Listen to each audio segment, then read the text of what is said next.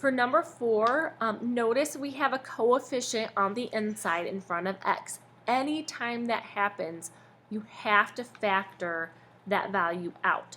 All right. The thing is, though, the inside of the function or the outside of the function isn't changing. So notice I have my parent function here is x squared. So I'm still going to have negative parentheses squared plus 3. Nothing should be changing on the outside, only inside your function. All right, so what I'm going to do is I'm going to factor a 2 out. And what happens here then that I get x, so 2x divided by 2 is x, and then negative 2 divided by x is negative 1. All right, so we have a lot of stuff going on here. First, we have this, this negative on the outside. Anything on the outside is going to be a vertical change. All right, and what that means then is if I have a negative reflection, all right, then wherever I had a positive y, I have a negative y. So this reflects over the x-axis. Okay, and then we're going to keep going. Now I'm on the inside. This 2 is on the inside of the function squared. It's on my, it's part of the input. All right, so that's horizontal. Okay, and it looks like we're multiplying by 2, but remember, we're always doing the opposite operation. So instead of multiplying by 2, we need to be dividing by 2, which means we're multiplying by a half. So it's a horizontal compression by a half. All right, and now we can do our translations. Then we can go right 1 and up 3. So opposite of the inside value, right 1 and up 3. All right, again, you do have to be careful. If you do not factor out from the inside, then what's going to happen is you are going to be inclined to go right 2, but we really only want to be going right 1. Okay, so let's draw our parent function. We have 0, 0, 1, 1, 2, 4. Okay, so this is my parent function, and then you always need to reflect first. So if I'm reflecting over the x-axis, all right, I now have this function. So I just performed the reflection. Okay, so I'm just drawing a dotted line. I know what my graph looks like. So my parent function has been reflected.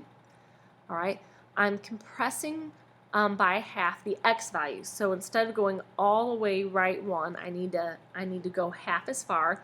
But before I start doing that, I want to take my reflected graph and I want to shift it. So I'm going to go right 1 and up 3, 1, 2, 3.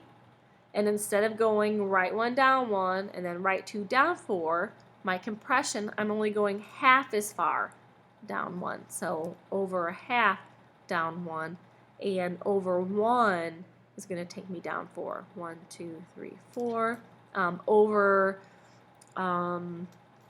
If I went over 3, I'm normally going down 9, but I'm only going over 1.5 down 9.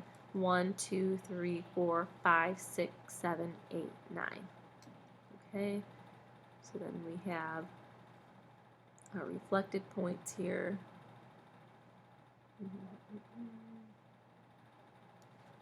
And then we can draw this nice skinny graph. Beep, beep, beep, beep, beep, beep, beep. Okay, so conceptually, that's how you're going to graph it. Okay, but let's take a look at some more points here. So if we use our main points, I like to use 0, 0, 1, 1, 2, 4, and then let's go ahead and add 3, 9. You don't have to, but since I kind of had the points down here, let's kind of see where those end up. Okay, and then we go through this step. If it's reflecting over the x-axis, that's the opposite y. And if it has a horizontal compression, then it's going to be 1/2 of x. And then right 1, I'm doing x plus 1. And up 3, I'm doing y plus 3. So here my x's stay the same. And for the y value, I'm just doing the opposite of what it was.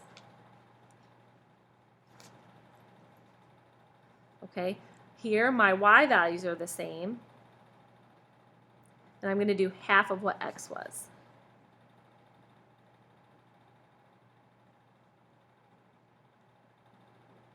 And here I'm going to add 1 to all those x's.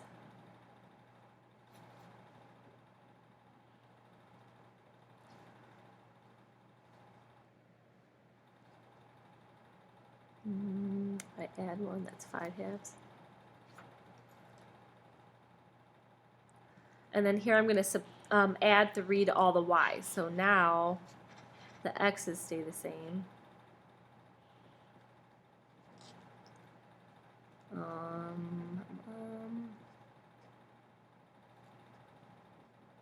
All right, so now we can look and see.